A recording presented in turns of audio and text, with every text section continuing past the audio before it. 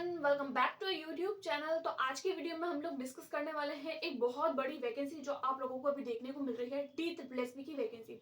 जी हाँ, DSSB 2024 की vacancies आप लोगों के सामने आ चुकी है। तो आज की वीडियो में मैं आप लोगों को सामने उसका सिलेबस डिस्कस करने वाली हूँ। देखिए, अगर आप लोग TGT, PGT, PRT, NTT या स्पेशल एजुकेटर किसी भी एग्जाम के लिए प्रिपेयर कर रहे हैं तो आप लोगों को पता होगा हमारा जो ये जो DSSB का पेपर होता है वो दो पार्ट में डिवाइड होता है। एक तो होता है पार्ट ए और दूसरा होता है पार्ट बी। पार्ट ए जो होता है वो इन सारे एग्जाम्स के लिए कॉमन होता है। तो सब पार्ट ए उसका सिलेबस यानी कि इस आप लोगों का जो पार्ट ए होने वाला है वो हर एग्जाम में, यानी कि अगर आप लोग किसी भी एग्जाम के लिए प्रिपेयर कर रहे हैं तो सारे कैंडिडेट्स के लिए पार्ट ए जो होता है वो इक्वली होता है। सबका एक जैसा पेपर आता है, सबका एक जैसा सिलेबस होता है। तो पार्ट ए जो सारे एग्जाम्स के लिए कॉमन है, उस पार्ट ए के बारे में डिस्कस करूंगी कि ये पार्ट ए जो है उसके अंदर आप लोगों को क्या क्या पढ़ना है, क्या क्या ऐसी चीजें हैं जो आप लोगों को ध्यान में रखनी है, इसके पासिंग मार्क कितने होते हैं, किस मोड में होता है ये एग्जाम। तो इन सब के बारे में डिटेल में डिस्कस करने वाले हैं। वीडियो को एंड तक देखिएगा और चलिए बिना किसी देरी के वीडियो को स्टार्ट करते हैं। सबसे पहले तो अगर मैं बताऊं कि ये पेपर जो होता है वो ऑनलाइन होता है तो ऑफलाइन होता है। तो देखिए, ये जो एग्जाम होता है वो कंप्यूटर बेस्ड टेस्ट होता है, यानी कि CBT टेस्ट होता है। ये आप लोगों को ये पेपर जो है वो ऑनलाइन देखने को मिलता है। उसके बाद में अगर मैं बात करूं इसके मार्क की, तो ये जो मार्क होते हैं वो 100 मार्क का पेपर होता है पार्ट ए। अगर आप लोग किसी भी एग्जाम के लिए प्रिपेयर कर रहे हैं तो आप लोगों को ये 100 मार्क का देखने को मिलेगा।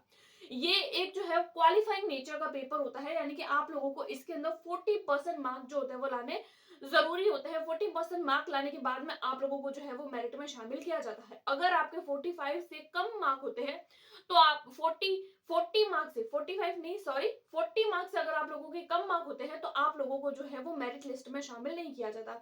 हम इसको ऐसे नहीं बोल सकते कि ये एक क्वालिफाइंग नेचर पेपर है, लेकिन हाँ हम इसको ऐसे बोल सकते हैं कि आप लोगों को 40% मार्क लाने जरूरी है। अगर आप लोग 40% मार्क ला रहे हैं तो आप जो है वो मेरिट में काउंट हो पाएंगे, अदरवाइज आप लोगों को मेरिट से डायरेक्टली आउट कर दिया जाएगा। अगर मैं बात करूं जनरल कैटेगरी की, तो देखिए जनरल कैटेगरी के लिए आप लोगों को पासिंग मार्क जो है वो 40% मार्क लाने होंगे। अगर आप लोग ओबीसी कैटेगरी से है तो 35, और अगर आप लोग SC ST कैटेगरी से है तो आप लोगों को 30% मार्क लेके आने होते हैं। ये तो हो जाता है। ये जो क्राइटेरिया होता है वो क्राइटेरिया जो होता है वो ऐसे कैंडिडेट के लिए है जो दिल्ली में है। उसके अलावा अगर मैं बात करूं, अगर आप किसी अदर स्टेट से हैं और अगर आप लोग ये पेपर दे रहे हैं तो आप लोगों को जो है वो, अगर आप लोग कैटेगरी से है SC ST OBC किसी भी कैटेगरी से आते हैं तो आप लोगों को जो है वो, अगर आप लोग मान लीजिए आप लोग MP से है या राजस्थान से है और अगर आप लोग DSSB का पेपर दे रहे हैं तो, और अगर आप लोग किसी भी कैटेगरी से है तो आप लोगों को दिल्ली वाले पेपर में general as a general candidate आप लोगों को काउंट किया जाएगा। आप लोगों की कैटेगरी दिल्ली में काउंट नहीं होगी। तो इतनी बात आप लोगों को समझ आ गई। और अगर आप लोग किसी भी स्टेट से हैं तो आप लोग पेपर दे सकते हैं, ये सिर्फ दिल्ली वालों के लिए नहीं है। अगर आप लोग किसी भी स्टेट से बिलोंग करते हैं तो आप लोग ये पेपर दे सकते हैं। उसके बाद में हम लोग बात करें इसके सब्जेक्ट्स की कि कितने सब्जेक्ट्स आते हैं। तो देखिए, ये जो पेपर होता है इसके अंदर टोटल हम लोगों को 5 सब्जेक्ट देखने को मिलता है। सबसे पहले अगर मैं बात करूं सब्जेक्ट्स की, तो देखिए सबसे पहले आप लोगों को जीके और जीएस, जीके यानी कि जनरल साइंस, जनरल जो नॉलेज होता है उसके रिगार्डिंग, उसके अलावा आप लोगों का करंट अफेयर्स, और इसके अलावा जितनी भी स्टैटिक जीके होती है वो सब आप लोगों को देखने को मिलेगी एक पार्ट में। उसके बाद में हम लोग देखते हैं मैथ्स, रीजनिंग, ये दोनों जो है वो न्यूमरेसी से रिगार्डिंग है। और तीसरा आता है हिंदी इंग्लिश, जो आप लोगों का लैंग्वेज वाला पोर्शन होता है। अब देखिए, जो टोटल होता है वो 100 मार्क का होता है और ईच जो, अगर मैं पार्ट की बात करूं तो वो 20-20 मार्क में डिवाइड रहता है। हर जो पार्ट है वो 20-20 पार्ट में आप लोगों को देखने को मिलेगा, यानी कि 100 मार्क का इस तरीके से सारे के सारे सब्जेक्ट मिला के आप लोगों को 100 मार्क के देखने को मिलेंगे। उसके बाद में हम लोग बात करें कि जैसे कि मान लीजिए ये ऑनलाइन पेपर होने वाला है, तो मान लीजिए आप लोगों का सबसे जो पहला जो क्वेश्चन है वो मैथ्स वाला है। मैथ्स वाला है, अब आप लोगों ने इसके अंदर 15 क्वेश्चन मान लीजिए सॉल्व कर लिए। 20 मार्क के क्वेश्चन है, 20 मार्क आप लोगों को देखने को मिलेंगे मैथ्स के। 20 क्वेश्चन में से मान लीजिए आप लोगों ने 15 क्वेश्चन सॉल्व किए और अब आप लोगों को आगे के 5 क्वेश्चन नहीं आ रहे हैं, और अगर आप लोग वापस जो है वो रीजनिंग वाले पोर्शन में चले गए, मान लीजिए ऐसा, अब आप लोग चाह रहे हैं कि नहीं मुझे तो मैथ्स वाला फिर से करना है, अब मैं फिर से मैथ्स वाले पोर्शन में चला जाऊं, तो देखिए ऐसा पॉसिबल नहीं है। तो इस पेपर में आप लोगों को थोड़ी सी जो है वो अवेयर रहना होगा। आप लोगों को इस बात का ध्यान रखना होगा कि अगर आप लोग कोई भी पोर्शन को सॉल्व कर रहे हैं तो उस पोर्शन को सॉल्व करने के लिए आपको वो कंप्लीट सॉल्व करना होगा। अगर आप लोग हिंदी पहले सॉल्व कर रहे हैं तो आपको पूरा हिंदी करना होगा, अगर आप लोग इंग्लिश कर रहे हैं तो पूरा इंग्लिश करना होगा, अगर आप लोग मैथ्स कर रहे हैं तो पूरा मैथ्स। आप अगर अगर आप लोगों ने एक बार पूरी की पूरी पोर्शन को सेव करके और अगर आप लोगों ने सबमिट कर दिया और दूसरे वाले पार्ट में चले गए तो आप लोग फिर से जो है वो पुराने वाले पार्ट में नहीं आ सकते। अगर आप लोगों ने कितने भी क्वेश्चन अटेम्प्ट किए हैं नहीं किए हैं, डज नॉट मैटर। तो आप लोग इस बात का थोड़ा सा ध्यान रखिएगा, इस बात को लेकर आप लोग थोड़े अवॉइड जो है वो अवेयर रहिएगा, और जो भी गलतियां जो आप लोग कर रहे हैं उनसे उनको भी थोड़ा अवॉइड करिएगा। अब हम लोग बात करते हैं इसकी सिलेबस की, इसका सिलेबस क्या रहने वाला है। देखिए आज की वीडियो में मैं आप लोगों के साथ में रीजनिंग, इंग्लिश और जीके, जीएस और सीए का सिलेबस डिस्कस करने वाली हूँ। उसके बाद में मैं आप लोगों के साथ में एक और वीडियो बनाऊंगी जिसमें मैं आप लोगों के साथ में हिंदी और इंग्लिश का सिलेबस डिस्कस करने वाली हूँ। अगर मैं बात करूं रीजनिंग की तो देखिए रीजनिंग में जो है वो आप लोगों को बहुत ही कम टॉपिक्स देखने को मिलेंगे, लेकिन ये जो टॉपिक होंगे वो आप लोगों को बहुत ही ज्यादा डेप्थ में जाकर पढ़ने होंगे।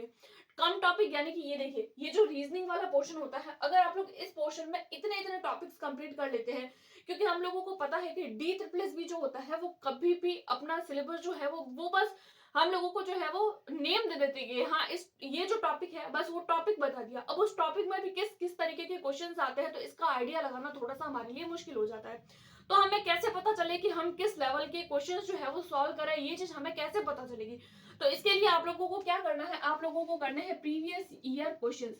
अब आप लोग सोच रहे होंगे कि अभी तक तो एग्जाम ही नहीं है तो हम इतने जल्दी प्रीवियस ईयर क्वेश्चंस क्यों करें। देखिए प्रीवियस ईयर क्वेश्चंस अगर आप लोग डाउनलोड कर लेते हैं D++ की वेबसाइट पर जाकर, और एक बार अगर आप लोग हर एक पोर्शन के प्रीवियस ईयर क्वेश्चंस को देख लेते हैं, अपनी आंखों से एक बार निकाल दीजिए, तो आप लोगों को जस्ट जनरल आइडिया लग जाएगा कि हाँ किस पोर्शन में से किस तरीके के क्वेश्चंस पूछे जा रहे हैं और कितने कितने मार्क के पूछे जा रहे हैं। मान लीजिए आप लोगों को एक जो टॉपिक है वो नंबर सीरीज वाला है, आप लोगों ने उसको किया, एक लेवल कुछ लेवल के क्वेश्चंस आपने किए। अब आप लोगों को आइडिया नहीं है कि अगर आप लोगों को इससे भी हाई लेवल पढ़ना है या नहीं पढ़ना है। मान लीजिए आप लोगों को इसका आइडिया नहीं लग रहा है तो आप क्या करेंगे, प्रीवियस ईयर आप लोगों ने निकाल दिए।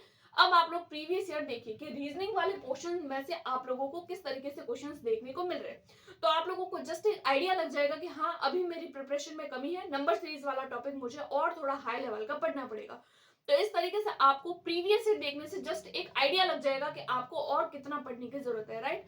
उसके बाद में हम बात करें इसका डिटेल्ड सिलेबस, तो देखिए इस तरीके से आप लोगों को ये सारे के सारी चीजें वो है वो पढ़नी है और डिटेल में पढ़नी है, क्योंकि D++ का पेपर जो होता है वो थोड़ा सा हाई लेवल का आता है, क्योंकि ये एक हाईफाई जॉब है और हाईफाई जॉब लेने के लिए आप लोगों को प्रिपरेशन भी हाईफाई करनी होगी, राइट। ऐसा नहीं है कि आप लोग ऊपर ऊपर से पढ़ेंगे और जो है वो थोड़ा बहुत पढ़ेंगे तो आप लोगों का सिलेक्शन हो जाएगा। तो देखिए ऐसा नहीं है, क्योंकि इसके जब आप लोग प्रीवियस ईयर देखेंगे तो आप लोगों को खुद को समझ आएगा कि हाँ हम लोगों की प्रिपरेशन कैसी है और किस लेवल की हमको प्रिपरेशन करनी है।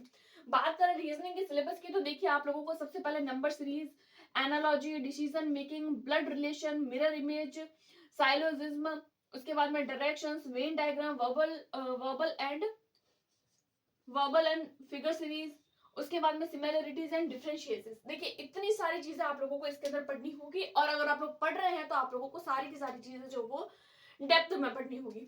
अब हम बात करें मैथ्स की तो देखिए जनरल मैथ्स इसके अंदर आती है, टॉपिक जनरल होते हैं लेकिन क्वेश्चंस हाई लेवल के होते हैं। टॉपिक आप लोगों को बहुत ही नॉर्मल वाले देखने को मिलेंगे, लेकिन इसके अंदर जो है वो आप लोगों को उस टॉपिक्स को आप लोगों को थोड़ा हाई लेवल से पढ़ना होगा। जैसे कि अगर मैं बात करूं तो आप लोगों को simplification, LCM mensurations, time and work, profit and loss, average, percentage, discount, table and graph, mixture and alligation, उसके बाद में SI, CI और DI यानी कि सिंपल इंटरेस्ट, कंपाउंड इंटरेस्ट, और इस तरीके से इंटरेस्ट से रिगार्डिंग डिस्काउंट वगैरह, ये सारी चीजें आप लोगों को देखने को मिलेगी।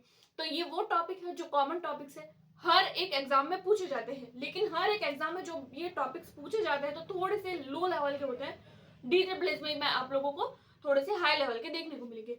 उसके बाद में सबसे इंपॉर्टेंट जो पार्ट होता है किसी भी एग्जाम के लिए, तो वो इंपॉर्टेंट होता है जीके जीएस वाला पार्ट। इस पार्ट पर आप लोग स्टार लगा दीजिए, डबल स्टार भी लगा सकते हैं, क्योंकि ये वो टॉपिक होते हैं या ये वो चीजें होती हैं जो आप लोग कितना भी पढ़े, कितना भी विस्तार से पढ़े, हमेशा आप लोगों को जो है वो आप लोग इस चीज के लिए कॉन्फिडेंट नहीं रहते हैं कि आप लोगों को ये वाला पोर्शन समझ आएगा या नहीं आएगा। अगर मैं बात करूं आप लोगों के सामने तो देखिए आप लोगों को करंट अफेयर्स, देखिए करंट इवेंट्स यानी कि आप लोगों को इस वाले पोर्शन में करंट अफेयर्स देखने को मिलती है। कई बार कैंडिडेट सोचते हैं कि 20 मार्क का पेपर है, कुछ कुछ टॉपिक्स जो है वो नॉर्मल जीके आ जाएगी, कुछ कुछ टॉपिक्स जो है वो जनरल साइंस पूछ ली जाएंगे, तो हम लोग इतने लंबी चौड़ी करंट अफेयर्स क्यों पढ़े। देखिए आप लोगों को करंट अफेयर्स में भी पढ़ना आप लोगों को बहुत ज्यादा जरूरी है।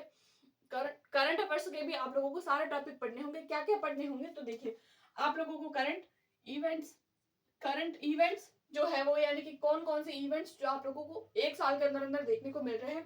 उसके अलावा एवरीडे मैटर्स, यानी कि रोज के मैटर क्या क्या बन रहे हैं आप लोगों के न्यूज़पेपर में, आप लोगों को कौन कौन से मैटर्स देखने को मिल रहे हैं। उसके बाद में बात करें कॉन्स्टिट्यूशन, देखिए ये वाला पोर्शन जो होता है कॉन्स्टिट्यूशन, पॉलिटी, जियोग्राफी, हिस्ट्री और साइंस, उसके कॉन्स्टिट्यूशन आ गया। तो ये जो दो चीजें हैं, पॉलिटी, जियोग्राफी, हिस्ट्री और साइंस और कॉन्स्टिट्यूशन, इसके लिए आप लोगों को पढ़नी होगी एनसीईआरटी। एनसीईआरटी में आप लोगों को बेसिक मिल जाएगा, जितना भी बेसिक होगा वो आप लोग जो है वो एनसीईआरटी बुक से पढ़ सकते हैं।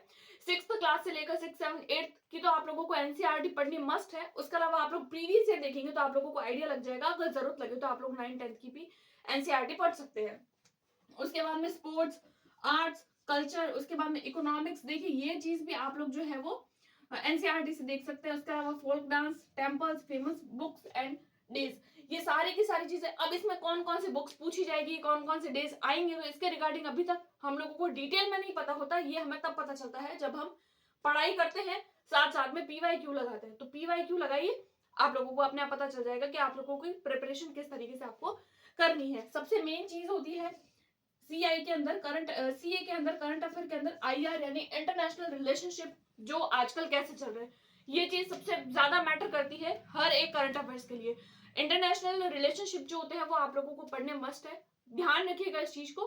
तो फिर ये तो था इसका कंप्लीट सिलेबस DSSB का, ये पार्ट ए का है। और इसके अलावा आप लोगों की कोई भी क्वेरी हो, कोई भी ऐसा क्वेश्चन हो, कोई भी ऐसा डाउट हो DSSB को लेकर या किसी भी अदर स्टेट के एग्जाम को लेकर, टेट एग्जाम या टीचिंग एग्जाम को लेकर, तो आप लोग मुझे कमेंट कर सकते हैं। मैं हो सकेगा तो आप लोगों को जरूर रिप्लाई करने की कोशिश करूंगी। और अगर आप लोगों को वीडियो पसंद आई है तो प्लीज वीडियो को लाइक करें, सब्सक्राइब करें, अपने दोस्तों के साथ में शेयर जरूर करें। Thanks for watching.